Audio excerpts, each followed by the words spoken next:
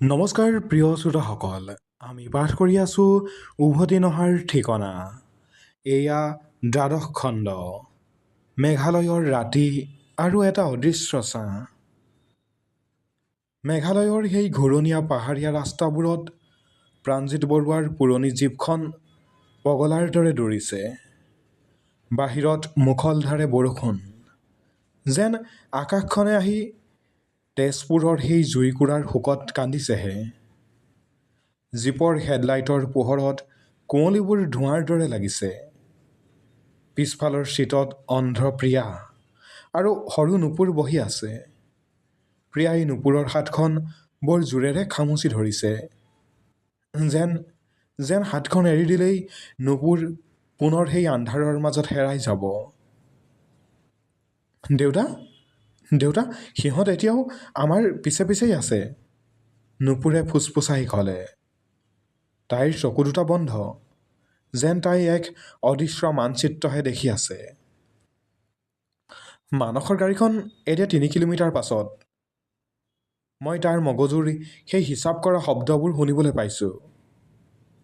সি ভাবিছে পাহাৰৰ সেই ডেড এণ্ডটোত সি আমাক ধৰিব। প্ৰাণজিতে নিজৰ কপা কপা হাত দুখনেৰে ষ্টেয়াৰিংখন টানকৈ ধৰিলে। তেওঁৰ কান্ধৰ সেই পুৰণি আঘাতটোৱে এতিয়াও বিন্ধি আছে। চিন্তা নকৰিবি মাজনী, আমি সেই পুৰণি শ্বৰ্টকাট ৰাস্তাটোৰে যাম। তাত সিহঁতৰ গাড়ী চলিব নোৱাৰিব। হঠাৎ প্ৰিয়াই মাত লগালে, দেউতা, বাওঁফালে এটা সৰু কেঁচা আলি আছে, তাত গাড়ীখন সোমাই দিয়া। প্ৰাণজিৎ আচৰিত হ'ল। তই কেনেকৈ জানিলি প্ৰিয়া? তইচোন একো দেখা নাপাৱ। প্ৰিয়াই এক কৰুণ হাঁহি মাৰিলে। দেউতা, মোৰ চকু নাই সঁচা, কিন্তু নুপুৰৰ মগজুত থকা মোৰ স্মৃতিবোৰে মোক ৰাস্তাটো দেখুৱাই দিছে। আমি এতিয়া এটা কানেক্টেড ব্ৰেইনৰ দৰে কাম কৰিছোঁ। আপুনি কেৱল মোক বিশ্বাস কৰক। প্ৰাণজিতে গাড়ীখন এটা সৰু আন্ধাৰ ৰাস্তাত সুমুৱাই দিলে। ৰাস্তাটো ইমান ঠেক আছিল যে জীপখনৰ দুয়োফালে পাহাৰীয়া গছবোৰে ঘহঁনি খাই আছিল। অলপ দূৰ যোৱাৰ পিছত তেওঁলোকে এটা পৰিত্যক্ত পাহাৰীয়া বঙলা পালে। আগতে চাগে কোনোবা ফৰেষ্ট অফিচাৰৰ আছিল। এতিয়া জহি খহি ভৌতিক পৰিৱেশ এটা হৈ আছে। আজি ৰাতিটো ইয়াতেই কটাব লাগিব, প্ৰাণজিতে গাড়ীখন ৰখাই ক'লে। তেওঁ জীপৰ পৰা টৰ্চ আৰু এখন পুৰণি কম্বল লৈ নামিল। বাংলোটোৰ ভিতৰত সোমাই প্ৰাণজিতে একুৰা সৰু জুই জ্বলালে। জুইৰ পোহৰত প্ৰিয়া আৰু নুপুৰৰ মুখ দুখন দেখি তেওঁৰ কলিজাটো কঁপি উঠিল। এজনীৰ চকু বগা, আনজনীৰ চকুৰ তলত কলা দাগ। সেয়া কিমান নিষ্ঠুৰ পৰীক্ষা। দেউতা, আপুনি সেই ডায়েৰীখন আনিছেনে? নুপুৰে সুধিলে। প্ৰাণজিতে জেপৰ পৰা মানসৰ সেই আধা পোৰা ডায়েৰীখন উলিয়ালে। নুপুৰে ডায়েৰীখন হাতত লৈ চকুহাল মুদি দিলে। তাইৰ আঙুলিবোৰ ডায়েৰীৰ পাতবোৰত এনেদৰে চলিবলৈ ধৰিলে, যেন তাই সেইবোৰ পঢ়িছে। দেউতা, ইয়াৰ এটা পৃষ্ঠাৰ কোণত লিখা আছে, নুপুৰৰ মগজুত থকা ডাটাখিনি ডিলিট কৰিবলৈ হ'লে তাইক সেই ঠাইখনলৈ লৈ যাব লাগিব, য'ত তাইৰ জন্ম হৈছিল। নুপুৰৰ জন্ম তেজপুৰৰ কোনোবা অনাথ আশ্ৰমত হোৱা নাছিল দেউতা। তাই আছিল মানসৰ নিজৰ ল'ৰালিৰ ঘৰৰ ওচৰৰ এখন সৰু গাঁৱৰ ছোৱালী। হঠাৎ বাংলোটোৰ দুৱাৰখন মেৰমেৰাই খোল খালে। বতাহৰ তীব্ৰ জোকাৰণিত জুইকুৰা প্ৰায় নুমাই যোৱাৰ দৰে হ'ল। আন্ধাৰৰ মাজৰ পৰা এজন ওখ মানুহৰ ছায়া সোমাই আহিল। মানুহজনৰ পিন্ধনত এটা কলা বৰষুণ কোট। তেওঁৰ মুখখন মাস্কেৰে ঢকা আছিল যদিও সেই চকুহাল প্ৰাণজিতে চিনি পালে। মানস? বৰুৱা ছাৰ, আপুনি কিমান দূৰ দৌৰিব? মানসৰ মাতটো এতিয়া এটা মেচিনৰ দৰে খহটা।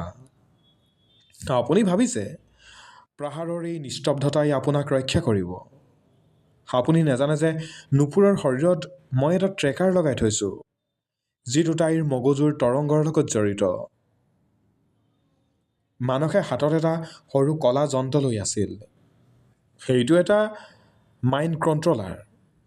মই এটা ছুইচ টিপিলেই নুপুৰৰ মগজুত থকা প্ৰিয়াৰ স্মৃতিবোৰ এটা এটা বিস্ফোৰণলৈ সলনি হ'ব। তাইৰ মূৰটো ফাটি যাব। প্ৰাণজিতে থিয় হৈ মানসৰ আগত হাত দুখন মেলি দিলে। মানস, মোক মাৰি পেলা, কিন্তু এই নিষ্প্ৰাপ ছোৱালীজনীক এৰি দে।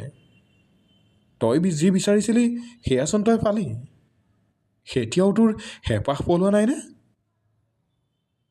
মানসে অট্টহাস্য কৰি উঠিল। হেঁপাহ? মোৰ গৱেষণা এতিয়াও আধৰুৱা। মই চাব বিচাৰোঁ এজন পিতৃতকৈ এজন বিজ্ঞানীৰ বুদ্ধি কিমান তীক্ষ্ণ। মানসে যন্ত্ৰটোৰ ছুইচটো টিপিবলৈ লওঁতেই হঠাৎ নুপুৰ থিয় হ'ল। তাইৰ চকুৰ পৰা তেজ বৈ আহিল। তাই মানসৰ ফালে চাই এক অদ্ভুত মাতেৰে ক'লে, মানস, তুমি পাহৰিলা নেকি? তুমি মোৰ মগজুটো কেৱল প্ৰিয়াৰ স্মৃতিৰেই নহয়, বৰঞ্চ তোমাৰ নিজৰ কোডিঙেৰেও ভৰাই দিছিলা। এতিয়া মই তোমাৰ সেই ট্ৰেকাৰটো ওলোটাকৈ কাম কৰাব পাৰোঁ। নুপুৰে নিজৰ আঙুলিৰে বতাহত কিবা এটা লিখাৰ দৰে ভংগিমা কৰিলে। লগে লগে মানসৰ হাতত থকা সেই যন্ত্ৰটোৰ পৰা ফিৰিঙতি ওলাবলৈ ধৰিলে। মানস যন্ত্ৰণাত চিঞৰি উঠিল। যন্ত্ৰটো তাৰ হাততে বিস্ফোৰণ হ'ল। মানস মাটিত পৰি গ'ল। ঠিক সেই মুহূৰ্ততে অন্ধ্ৰপ্ৰিয়াই জুইৰ পৰা এডাল জ্বলি থকা কাঠৰ টুকুৰা লৈ মানসৰ ফালে লক্ষ্য কৰি দলিয়াই দিলে। তাই একো দেখা নাছিল, কিন্তু নুপুৰৰ মগজুৰ সংকেতে তাইক লক্ষ্যটো দেখুৱাই দিলে। জুইৰ টুকুৰাটো মানসৰ গাত লাগিল। তাৰ কলাকোটটোত জুইয়ে আগুৰি ধৰিলে। সি বাগৰি বাগৰি বাংলোটোৰ পৰা বাহিৰলৈ ওলাই গ'ল আৰু পাহাৰৰ সেই দ খাৱৈত পৰি গ'ল। বৰষুণজাক হঠাৎ কমি আহিল। প্ৰাণজিতে নুপুৰ আৰু প্ৰিয়াক সাৱটি ধৰিলে। কিন্তু নুপুৰৰ শৰীৰটো এতিয়া বৰফৰ দৰে ঠাণ্ডা হৈ পৰিছে। দেউতা, মই ভাবোঁ মোৰ কাম শেষ হ'ল, নুপুৰে অতি কষ্টৰে ক'লে। প্ৰিয়া দিদিৰ স্মৃতিবোৰ এতিয়া তাইৰ শৰীৰলৈ ঘূৰি যাব বিচাৰিছে, কিন্তু তাৰ বাবে আমাক এটা মিডিয়াম লাগিব। প্ৰাণজিতে বুজি পালে এই যুঁজখন এতিয়াও শেষ হোৱা নাই। মানস মৰিছে নে জীয়াই আছে সেয়া এতিয়াও অনিশ্চিত। কিন্তু তেওঁৰ আগত এতিয়া আটাইতকৈ ডাঙৰ প্ৰশ্নটো হ'ল, নুপুৰৰ শৰীৰৰ পৰা প্ৰিয়াৰ স্মৃতিক কেনেকৈ উলিয়াই নিয়া যাব। হঠাৎ বাংলোটোৰ বাহিৰত বহুতো গাড়ীৰ লাইট জিলিকি উঠিল। কোনোবা আহিছে। পুলিচ নে চিণ্ডিকেটৰ মানুহ? প্ৰাণজিত বৰুৱাই নুপুৰক কোলাত লৈ বাংলোটোৰ খিৰিকীৰে বাহিৰলৈ চালে। গাড়ীখনৰ পৰা যিজন মানুহ নামি আহিল, তেওঁক দেখি প্ৰাণজিতৰ উশাহ বন্ধ হৈ গ'ল। সেইজন আছিল তেওঁৰ নিজৰ 10 বছৰ আগতে ঢুকাই থকা বুলি ভবা ককায়েক, যিয়ে আচলতে চিণ্ডিকেটৰ প্ৰকৃত মুৰব্বী আছিল। প্ৰিয় শ্ৰোতাসকল, উপন্যাসখনৰ দ্বাদশ খণ্ডটো ইয়াতেই সমাপ্তি ঘটিছে। কাহিনীটো এতিয়া এক ভয়ংকৰ পাৰিবাৰিক ষড়যন্ত্ৰৰ দিশে আগুৱাই গৈছে। ত্ৰয়োদশ খণ্ডত আমি দেখিবলৈ পাম প্ৰাণজিতৰ ককায়েকৰ আচল ৰহস্য আৰু প্ৰিয়াৰ স্মৃতিৰ চূড়ান্ত মুক্তি। আমাৰ সৈতে সংযুক্ত হৈ থাকিব পৰৱৰ্তী খণ্ডলৈ। ধন্যবাদ।